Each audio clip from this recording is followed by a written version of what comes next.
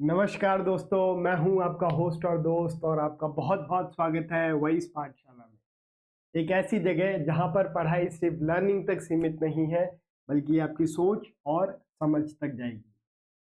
अगर आप भी क्लास 10 सोशल साइंस में मार्क्स लाने से ज़्यादा कंसेप्ट को समझना चाहते हैं तो आप एकदम राइट प्लेस पर हैं, क्योंकि आपने हाल ही में देखा होगा सीबीएसई ने अपना पेपर पैटर्न चेंज कर दिया है। ज़्यादातर क्वेश्चन कॉम्पिटेंसी बेस्ड आ रहे हैं।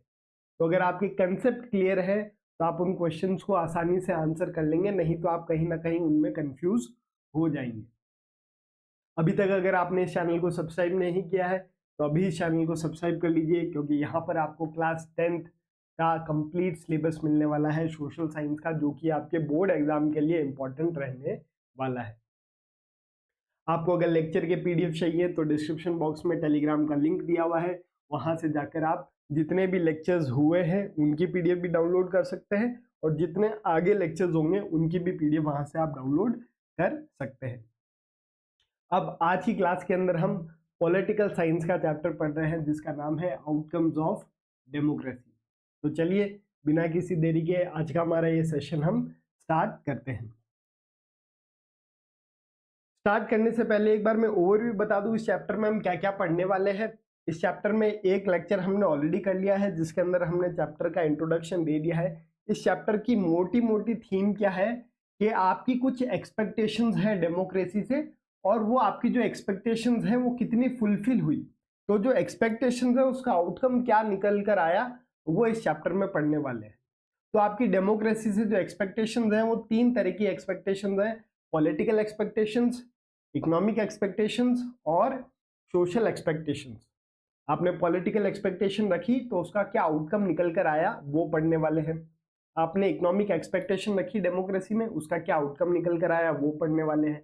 आपने सोशल एक्सपेक्टेशन रखी डेमोक्रेसी में, उसका क्या आउटकम निकल कर आया ये पढ़ने वाले हैं। तो चैप्टर का नाम ही क्या है? Outcomes of democracy. लेकिन ये आधा नाम है, क्योंकि इसके अंदर हम क्या पढ़ रहे हैं? हम डेमोक्रेसी से एक्सपेक्टेशंस पढ़ रहे हैं और उसके बाद में हमारी एक्सपेक्टेशंस कितनी फुलफिल हुई तो वो एज अ आउटकम के तौर पे हम पढ़ेंगे। तो हमने इस चैप्टर का ऑलरेडी इंट्रोडक्शन दे दिया है। आज की क्लास के अंदर हम पॉलिटिकल एक्सपेक्टेशंस क्या हो सकती है आपकी डेमोक्रेसी में और वो पॉलिटिकल एक्सपेक्टेशंस कितनी फुलफिल हुई इसके बारे में देखेंगे। तो आज की क्लास में हम सिर्फ पॉलिटिकल एक्सपेक्टेशंस एंड आउटकम देखेंगे। नेक्स्ट क्लास के अंदर हम इकोनॉमिक एक्सपेक्टेशंस एंड आउटकम देखेंगे, फिर सोशल एक्सपेक्टेशंस और आउटकम देखेंगे और आपका चैप्टर खत्म हो जाएगा। ठीक है, तो चलिए स्टार्ट करते हैं। अब डेमोक्रेसी के अंदर आपकी जो पॉलिटिकल एक्सपेक्टेशन हो सकती है वो बेसिक दो पॉलिटिकल एक्सपेक्टेशन है। क्या है? एक कि सरकार जो है वो अकाउंटेबल होनी चाहिए और दूसरी सरकार रिस्पॉन्सिव होनी चाहिए। ये आपकी बेसिक एक्सपेक्टेशन है कि आपने डेमोक्रेसी चुनी है तो जो सरकार है वो इतना तो हमारी एक्सपेक्टेशन फुलफिल करे। आपकी क्या एक्सपेक्टेशन है? कि सरकार अकाउंटेबल होनी चाहिए और सरकार क्या होनी चाहिए? रिस्पॉन्सिव होनी चाहिए। अब ये अकाउंटेबल गवर्नमेंट क्या होती है, रिस्पॉन्सिव गवर्नमेंट क्या होती है, इसको ऐसे समझो। अकाउंटेबल गवर्नमेंट का मतलब है कि सरकार ने कोई भी लॉ बनाया या सरकार ने कोई भी पॉलिसी बनाई या सरकार ने कोई भी डिसीजन लिया तो लॉ कितना सक्सेसफुल रहा या वो लॉ क्यों फेल हो गया, वो पॉलिसी कितनी सक्सेसफुल हुई, वो पॉलिसी क्यों फेल हो गई। तो अगर वो फेल हो जाती है या सक्सेस हो जाती है तो गवर्नमेंट के जो भी डिसीजन गवर्नमेंट ने लिए हैं वो गवर्नमेंट उसके लिए आंसरेबल है। किसको? सिटीजन्स को। गवर्नमेंट ये नहीं बोल सकती कि गवर्नमेंट ने कुछ काम किया और फिर गवर्नमेंट से वो काम सही नहीं हुआ तो गवर्नमेंट बोलती है मेरी जिम्मेदारी नहीं है। गवर्नमेंट को उसको आंसर करना पड़ेगा सिटीजन्स को कि ये क्यों काम नहीं किया है। तो अकाउंटेबल क्या है? गवर्नमेंट आंसरेबल है। एक होता है ना, जैसे आप घर में देखते हो, आप कोई भी काम करते हो तो गलत काम करोगे तो आपको आंसर देना पड़ेगा आपके मदर या फादर को। तो आप आंसरेबल हो अपने घर में मदर और फादर को। वैसे ही गवर्नमेंट जो है वो आंसरेबल है उसके सिटीजन्स को। गवर्नमेंट कुछ भी करती है तो उसको आंसर देना पड़ेगा सिटीजन्स को। ठीक है, ये तो है अकाउंटेबल गवर्नमेंट। ये हमारी बेसिक एक्सपेक्टेशन है, क्योंकि हमने डेमोक्रेसी चुनी है तो हमारी सरकार कैसी हो? आंसरेबल हो हमको। ऐसा नहीं है कि आपने एक बार सरकार चुन ली और सरकार अपने मन मर्जी से काम कर रही है। आपने देखा होगा मोनार्की और डिक्टेटरशिप में तो ऐसा ही होता है। मोनार्की आंसरेबल नहीं है उसके सिटीजन्स को, मतलब राजा सिटीजन्स को आंसरेबल नहीं है। वैसे ही डिक्टेटर सिटीजन्स के लिए आंसरेबल नहीं है, लेकिन डेमोक्रेसी में गवर्नमेंट जो है वो सिटीजन्स के लिए आंसरेबल है। तो पहली बेसिक एक्सपेक्टेशन, पॉलिटिकल एक्सपेक्टेशन क्या है कि सरकार कैसी होनी चाहिए, अकाउंटेबल होनी चाहिए। सेकेंड जो आपकी एक्सपेक्टेशन है वो आती है रिस्पॉन्सिव गवर्नमेंट। रिस्पॉन्सिव गवर्नमेंट का क्या मतलब है, इसको वापिस से फैमिली वाले केस से समझो। फॉर एग्जाम्पल आप घर में छोटे हो, मतलब आप बच्चे हो और आपके मदर फादर है। आपको अगर कोई नीड होती है तो आप मदर फादर को जाके बोलते हो ना कि मम्मी मेरे को ये चाहिए या पापा मेरे को ये चाहिए। तो जब आप अपनी नीड रखते हो घर में तो आपकी वो नीड फुलफिल होती है, अगर वो जायज नीड है। फॉर एग्जाम्पल आप बोलते हो कि मम्मी मेरे को बुक्स चाहिए, मेरे को पेन चाहिए, तो आपने नीड रखी और आपके मम्मी फादर ने आपको जो है वो बुक्स भी दिला दी और पेन भी दिला दिया। तो आपने नीड रखी और आपके मदर और फादर ने रिस्पॉन्स करके आपकी वो नीड फुलफिल कर दी। तो वैसे ही डेमोक्रेसी के अंदर सरकार भी रिस्पॉन्सिव होनी चाहिए।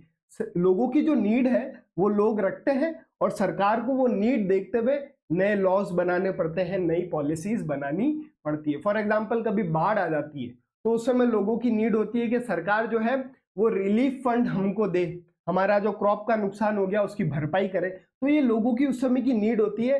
सरकार का दायित्व तो बनता है कि वो उस नीड को समझे और उसके अकॉर्डिंग रिस्पॉन्स करे। तो ये दो बेसिक एक्सपेक्टेशंस हैं आपकी पॉलिटिकल एक्सपेक्टेशंस। तो सवाल ये बन सकता है कि डेमोक्रेसी के अंदर बेसिक दो पॉलिटिकल एक्सपेक्टेशंस क्या है। हालांकि आपकी बहुत सारी एक्सपेक्टेशंस है लेकिन ये दो बेसिक एक्सपेक्टेशंस है, एक है अकाउंटेबल गवर्नमेंट और दूसरी है आपकी रिस्पॉन्सिव गवर्नमेंट। अब इसको एक बार वापस देख लो। The most basic political expectation in democracy are accountable government and responsive government.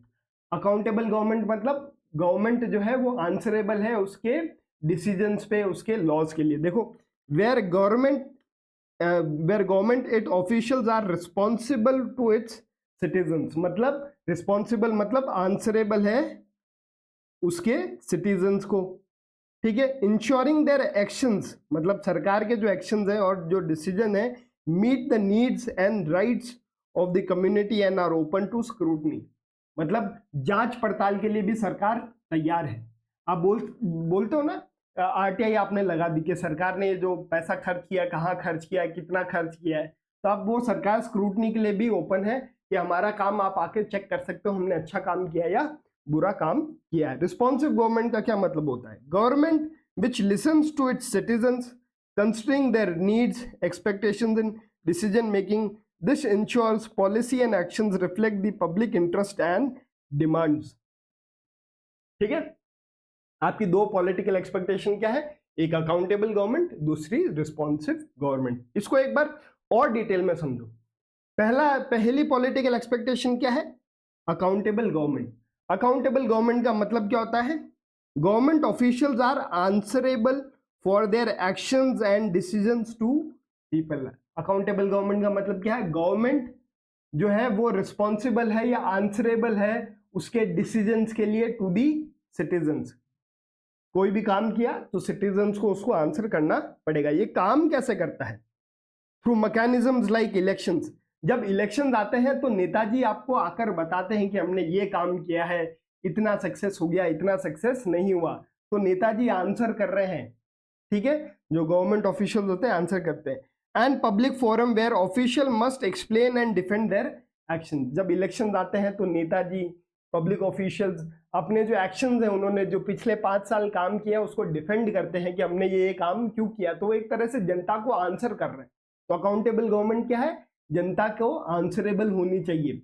जो गवर्नमेंट है वो सुप्रीम नहीं है, वो कुछ भी नहीं कर सकती है, क्योंकि वो कुछ भी करेगी तो उसको आगे जाके जवाब भी तो देना पड़ेगा। वैसे ही आप घर में कुछ नहीं कर सकते क्योंकि आपको मदर फादर को जवाब देना है, वैसे ही गवर्नमेंट कुछ भी नहीं कर सकती क्योंकि गवर्नमेंट को सिटीजन्स को आंसर देना है। तो ये कहलाती है अकाउंटेबल गवर्नमेंट।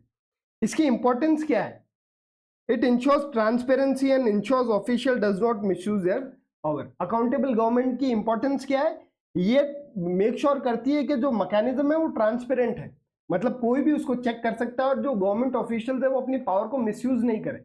फॉर एग्जाम्पल वो आंसरेबल नहीं है तो कोई कुछ भी कर सकता है, लेकिन वो आंसरेबल है इसलिए वो अपनी लिमिट में रहता है। इसके एग्जाम्पल क्या है, citizen using RTI, right to information laws to check on government activities. Citizen जो है आरटीआई लगा सकते हैं। आरटीआई लगाते हैं तो वो सिटीजन सवाल ही तो पूछता है कि ये बताओ, ये आपने पैसा कहाँ खर्च किया, क्यों खर्च किया, कितनी सक्सेस हुई, तो फिर गवर्नमेंट को उसका आंसर देना पड़ता है। गवर्नमेंट अगर आपने आरटीआई लगाई है किसी के लिए भी तो गवर्नमेंट उसको डिनाई नहीं कर सकती कि इसका जवाब मैं नहीं दूंगा। तो ये पहली पॉलिटिकल एक्सपेक्टेशन है। दूसरी मैंने आपको क्या बताई, रिस्पॉन्सिव गवर्नमेंट। रिस्पॉन्सिव गवर्नमेंट मतलब लोगों की नीड के अकॉर्डिंग गवर्नमेंट जो है वो काम करे। ऐसा नहीं है लोगों की नीड है ही नहीं और गवर्नमेंट अपनी मर्जी से बोल रही है नहीं नहीं ये तुम्हारे लिए बढ़िया है। फॉर एग्जाम्पल अगर आपको बताऊंगा, रिसेंटली फार्म लॉ बिल आए थे, कोरोना के टाइम पे फार्म बिल लेके आई थी सरकार। फार्म बिल किसके लिए लेके आई थी, फार्मर्स के लिए।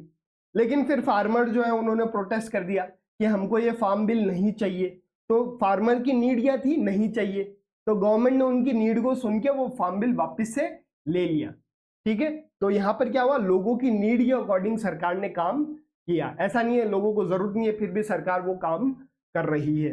ठीक है, डेफिनेशन क्या है, government meets the needs and expectations of citizens. Government जो है लोगों की बेसिक नीड्स को जो है वो पूरा करती है। काम कैसे करती है, by actively listening to citizens need and promptly addressing them through policies and services. काम कैसे करती है, गवर्नमेंट लोगों की राय सुनती है और उस राय के अकॉर्डिंग लॉज बनाती है, पॉलिसीज बनाती है। इसका एग्जांपल मैंने आपको फार्म बिल बता दिया है।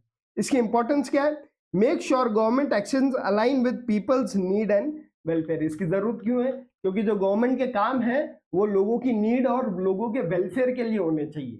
अगर लोगों की नीड नहीं है, उससे लोगों का भला नहीं हो रहा, तो सरकार वो काम नहीं करेगी। इसके एग्जाम्पल क्या है, government adjusting policies based on public feedback और क्राइसिस रिस्पॉन्स। सरकार मान लो कोई लॉ लेके आई है और लोग उसके खिलाफ बोल रहे हैं तो लोग फिर सरकार उसके अकॉर्डिंग भी काम करती है। फार्म बिल उसका एक अच्छा एग्जाम्पल है। ठीक है, फार्मर्स बिल जो है उसका एक अच्छा एग्जाम्पल है। तो आपकी दो बेसिक पॉलिटिकल एक्सपेक्टेशन क्या है कि सरकार अकाउंटेबल होनी चाहिए, मतलब सरकार रिस्पॉन्स आंसरेबल होनी चाहिए, और सरकार कैसी होनी चाहिए, रिस्पॉन्सिव होनी चाहिए। अच्छा बताओ, ये बेसिक एक्सपेक्टेशंस आप मोनार्की में रख सकते हो क्या, कहीं पे राजा है, राजा को आप बोल सकते हो क्या तूने जो किया उसका आंसर बता मेरे को, या राजा को ये बोल सकते हो कि मेरी नीड ये है तो तू इसके अकॉर्डिंग काम कर। अच्छा, राजा आंसरेबल है, राजा आपके क्वेश्चन के आंसर दे रहा है और राजा आपकी नीड के अकॉर्डिंग काम कर रहा है, वो अच्छी बात है, लेकिन राजा पे कोई नेसेसरी नहीं है कि वो काम करेगा, राजा आंसर देगा या आपकी नीड के हिसाब से काम करेगा। लेकिन डेमोक्रेसी के अंदर ये नेसेसरी है कि गवर्नमेंट जो है अकाउंटेबल भी होनी चाहिए और रिस्पॉन्सिव भी होनी चाहिए। और पॉलिटिकल एक्सपेक्टेशंस क्या हो सकती है, दो तो अपन ने पढ़ ली, और भी कुछ पॉलिटिकल एक्सपेक्टेशंस क्या हो सकती है वो भी देख लेते हैं। अदर पॉलिटिकल एक्सपेक्टेशंस, अदर क्या है, ट्रांसपेरेंसी। जो सरकार का काम है वो ट्रांसपेरेंट होना चाहिए, लोगों को पता चलना चाहिए कि लॉ कैसे बन रहा है। फॉर एग्जांपल आपने देखा होगा लोकसभा राज्यसभा का एक टीवी चैनल आता है, उसके अंदर पब्लिक जो लोकसभा में डिबेट होती है वो आपको दिखाई जाती है, तो आपको ये दिखता है कि सरकार लॉ कैसे बना रही है, सामने वाले ने क्या सवाल पूछा, इसने क्या जवाब दिया, तो सारा सिस्टम जो है वो ट्रांसपेरेंट है। ठीक है, और फिर आप आरटीआई लगा के ये भी चेक कर सकते हो कि कैसा काम हुआ, क्यों काम हुआ, कितना खर्चा हुआ। तो एक तरह से जो है चीजें कांच के जैसे साफ है। Citizens can examine all the action decision taken by the government. Transparency मतलब सिटीजन जो है वो गवर्नमेंट के जो एक्शंस हैं, डिसीजन है, उसको एग्जामिन कर सकती है। क्या कैसे एग्जामिन करते हैं हम लोग, आरटीआई लगा के, आरटीआई। ठीक है, फिर क्या है, और पॉलिटिकल एक्सपेक्टेशन क्या है कि डेमोक्रेसी है तो इलेक्शन होना चाहिए, रेगुलर इलेक्शन होना चाहिए, regular free and fair election होने चाहिए, हमारी क्या है पॉलिटिकल एक्सपेक्टेशंस है। और क्या है, पब्लिक डिबेट्स। पब्लिक डिबेट्स मतलब सरकार ने मान लो कोई लॉ लेके आई है तो जो है वो गवर्नमेंट मीडिया के सामने आए या लोगों के सामने आए और उनको बताए ये लॉ हम क्यों लेके आए हैं, इसकी क्या इंपॉर्टेंस है, और कुछ समय बाद वो बताए कि ये कैसी काम कर रही है, इसका सक्सेस हुआ या फेलियर हुआ। तो जब आपने देखा होगा इलेक्शन होता है तब रैली होती है, तब नेताजी ऐसी ही बात करते हैं कि हम ये लेके आए तो उसका ये हो गया, हम ये लेके आए, वो सामने वाला वो लेके आए तो उसका वो खराब हो गया। तो ये क्या है, एक तरह का पब्लिक डिबेट ही है। Open public debates on major policies and legislation. ठीक है, ओपन होना चाहिए, लेकिन आप देखोगे इलेक्शन के टाइम पे तो ओपन होता है, बाकी मीडिया के सामने आके जो है वो बता दिया जाता है। ये हमारी एक्सपेक्टेशंस है। अब ये पूरी कितनी हो रही है वो अलग बात है, ये लेकिन हमारी एक्सपेक्टेशंस है। और क्या है, पॉलिटिकल इक्वालिटी। डेमोक्रेसी के अंदर हमारी एक और पॉलिटिकल एक्सपेक्टेशन है, क्या है, पॉलिटिकल इक्वालिटी। इसका मतलब क्या है कि डेमोक्रेसी के अंदर हर आदमी जो है वो पॉलिटिकली इक्वल होना चाहिए। इसका मतलब हर आदमी के वोट की वैल्यू एक होनी चाहिए और सभी लोगों को वोट देने का अधिकार होना चाहिए। हमारे यहाँ पर ऐसे ही 18+ सभी लोग वोट दे सकते हैं और सभी वोट की वैल्यू एक है। अगर आपको याद है क्लास 9th में हमने जो है what is democracy why democracy में फिजी का एग्जाम्पल पढ़ा था, जहाँ पे नेटिव फिजी की वोट की वैल्यू ज्यादा थी as comparative to Indian Fiji. तो वहां पर पॉलिटिकल इक्वालिटी नहीं है, ठीक है। तो डेमोक्रेसी के अंदर पॉलिटिकल इक्वालिटी भी होनी चाहिए। All individual have equal weight in leading क्या इलेक्टिंग लीडर्स, मतलब 1 वोट 1 वैल्यू। फिर के जो है वो करप्शन फ्री गवर्नमेंट कैसी होनी चाहिए, करप्शन फ्री, हमारी एक्सपेक्टेशन है। Democracy is suppose to be free from corruption.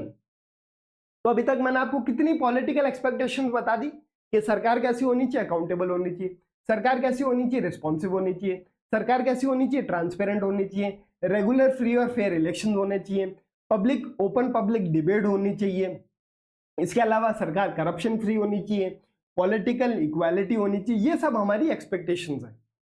अब ये कितनी एक्सपेक्टेशन फुलफिल हो रही है वो अलग बात है, लेकिन अब आप इसको कंपेयर करो डिक्टेटर में। आप डिक्टेटर में बोल सकते हो क्या सरकार अकाउंटेबल होनी चाहिए, रिस्पॉन्सिव होनी चाहिए, ट्रांसपेरेंट होनी चाहिए। डिक्टेटर में बोल सकते हो क्या रेगुलर इलेक्शन करवाओ।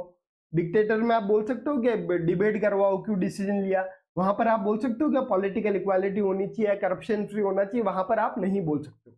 लेकिन डेमोक्रेसी में आपकी एक्सपेक्टेशन हो सकती है, डिक्टेटर और मोनार्की में नहीं हो सकती, ठीक है। अब ये पॉलिटिकल आउटकम क्या है, आपने बहुत सारी एक्सपेक्टेशंस रखी। कितनी एक्सपेक्टेशन रखी, 7 एक्सपेक्टेशन रखी। कितनी पूरी हुई, कितनी पूरी नहीं हुई, ये अब मुद्दे की बात है।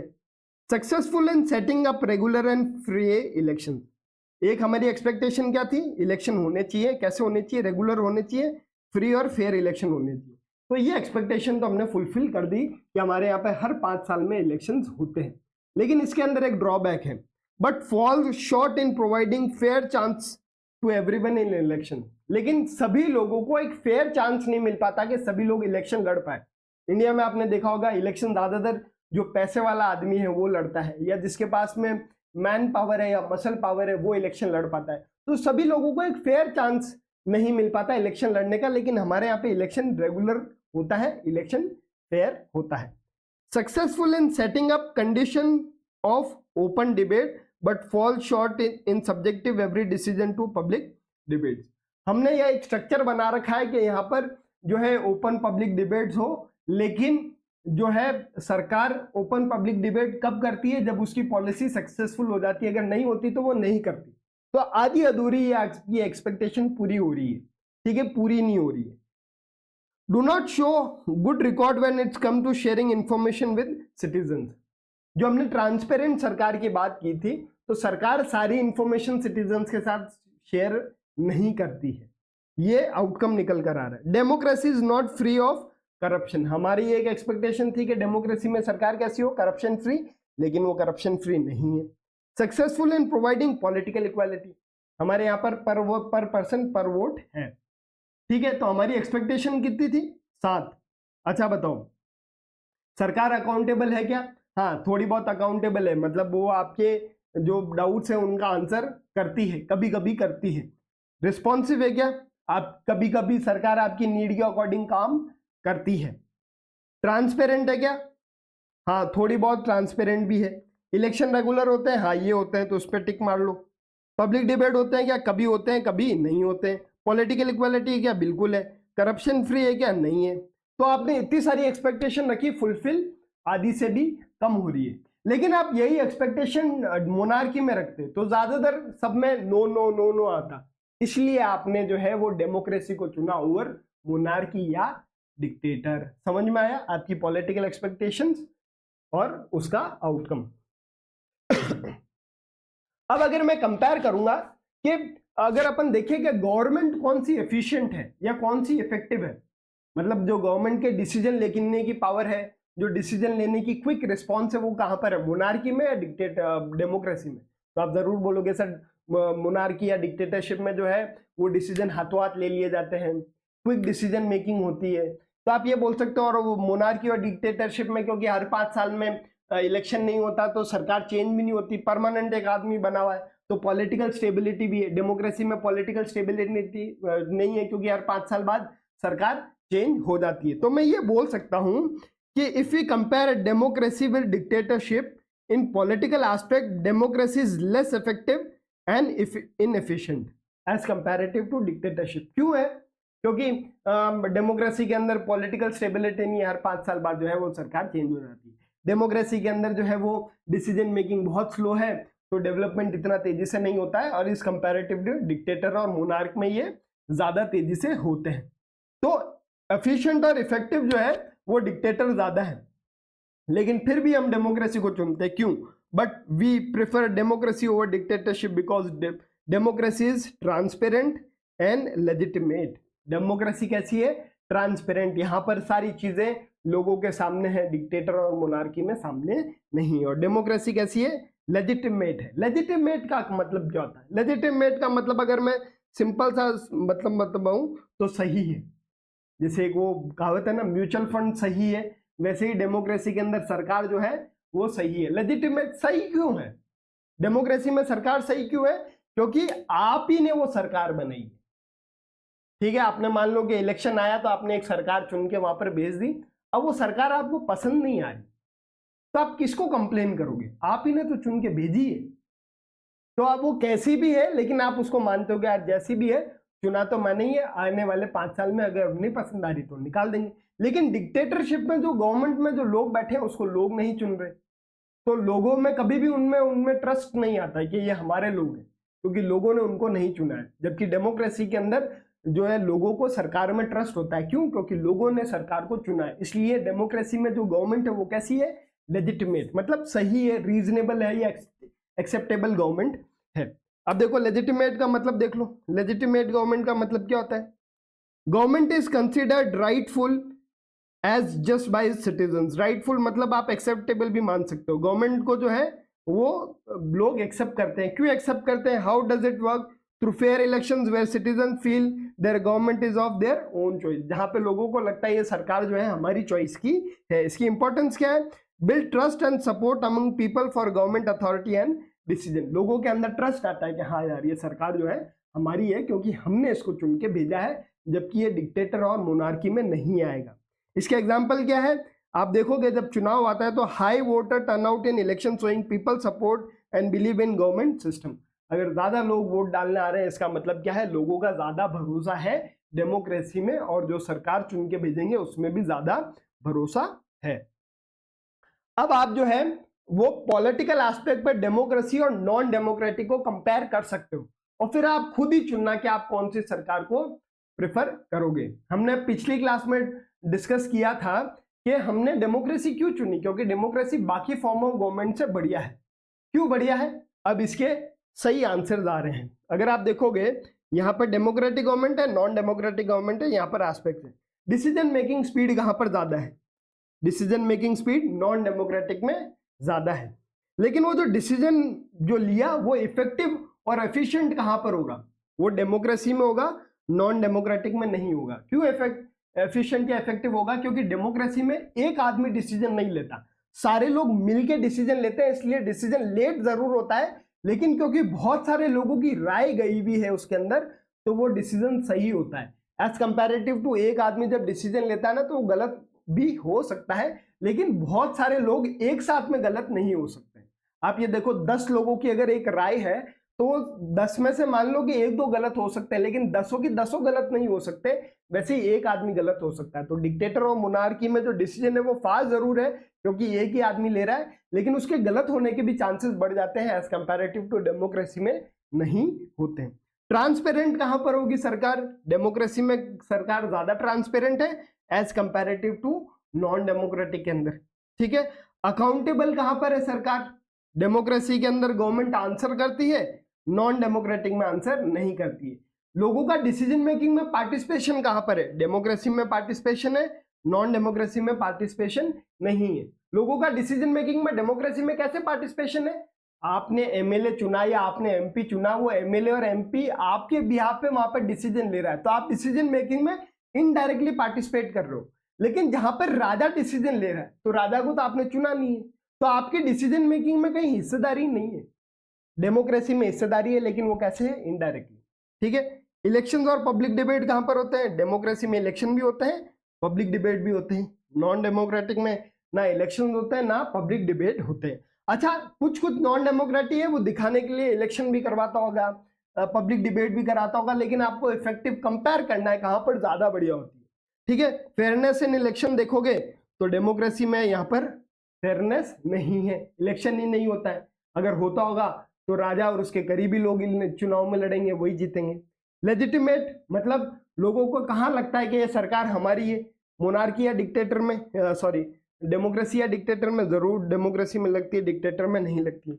सपोर्ट एंड सस्टेनेबिलिटी, अब अगर मैं आपसे पूछूं कि आप कौन सी सरकार चुनोगे, डेमोक्रेसी या डिक्टेटर, आप बोलोगे जरूर सर मैं जो है वो डेमोक्रेसी चुनूंगा। तो डेमोक्रेसी में लोगों का सपोर्ट भी है और डेमोक्रेसी सस्टेनेबल गवर्नमेंट भी है। आज जिन कंट्रीज में डेमोक्रेसी नहीं है, आप मान के चलना आने वाले टाइम पे वहां पर भी डेमोक्रेसी आ जाएगी, क्योंकि वो जो कहीं पे मोनार्की या कहीं पे डिक्टेटरशिप है तो वो सस्टेनेबल नहीं है। आज नहीं तो कल लोग विद्रोह करके वहां पे भी डेमोक्रेसी ले आएंगे। तो यहाँ पर भी ज्यादा है, यहाँ नहीं है। ठीक है, अब आप देखो इधर सारी जगह टिक आ रहे हैं, उधर सारी जगह क्रॉस आ रहे हैं। इसका मतलब कौन सी फॉर्म ऑफ गवर्नमेंट ज्यादा बढ़िया है, डेमोक्रेसी। आपकी डेमोक्रेसी में कुछ एक्सपेक्टेशंस है, डेमोक्रेसी उस एक्सपेक्टेशन पे काम करती है, उसको फुलफिल करती है। ज्यादा फुलफिल नहीं होती है, लेकिन फिर भी अगर अपन कंपेयर करेंगे तो पॉलिटिकल एस्पेक्ट में जो है वो डेमोक्रेटिक गवर्नमेंट बाकी फॉर्म ऑफ गवर्नमेंट से ज्यादा बढ़िया है। ठीक है, तो ये था हमारा आज का चैप्टर, जिसके अंदर हमने क्या पढ़ा, हमने पढ़ा पॉलिटिकल एक्सपेक्टेशंस। कितनी पॉलिटिकल एक्सपेक्टेशंस पढ़ी हमने, जो है वो पहले पढ़ी, accountable government, responsive government, transparent government, elections, open public debate, और उसके बाद आप देखोगे ओपन पब्लिक डिबेट के बाद आ जाएगा पॉलिटिकल इक्वालिटी आ जाएगा, फिर करप्शन फ्री आ जाएगा। तो 1 2 3 4 5 6 7 हमने एक्सपेक्टेशंस पढ़ी, और ये कितनी फुलफिल हुई उसको हम बोलते हैं आउटकम्स। ठीक है, फिर हमने जो है वो डेमोक्रेसी और नॉन डेमोक्रेसी को पॉलिटिकल एक्सपेक्टेशंस पे कंपेयर भी किया और देखा कि कौन सी ज्यादा सही है। तो हमने देखा डेमोक्रेसी ज्यादा सही है। ठीक है, ये था हमारा आज का लेक्चर। हमारा जो नेक्स्ट लेक्चर आएगा वो आएगा हमारा फ्राइडे को शाम 4 बजे, और उसमें हम लेक्चर 3 करने वाले हैं, जिसमें आपका लेक्चर ये जो है वो आपका लेक्चर जो है वो कंप्लीट हो जाएगा। ठीक है, कंप्लीट आपका लेक्चर हो जाएगा। तो ये थी हमारी आज की क्लास। आई होप आपको आज की क्लास बढ़िया लगी। अगर आपको आज की क्लास बढ़िया लगी तो इस चैनल को जरूर से लाइक कीजिए, शेयर कीजिए, सब्सक्राइब कीजिए। अगर आपको लेक्चर का पीडीएफ चाहिए तो डिस्क्रिप्शन बॉक्स में टेलीग्राम का लिंक दिया हुआ है, वहां से जाके आप टेलीग्राम का लिंक डाउनलोड कर सकते हैं। अभी तक अगर आपने इस चैनल को सब्सक्राइब नहीं किया है तो जल्दी इस चैनल को सब्सक्राइब कर लीजिए। हम मिलते हैं आपको फ्राइडे शाम 4 बजे। तब तक के लिए जय हिंद, जय भारत।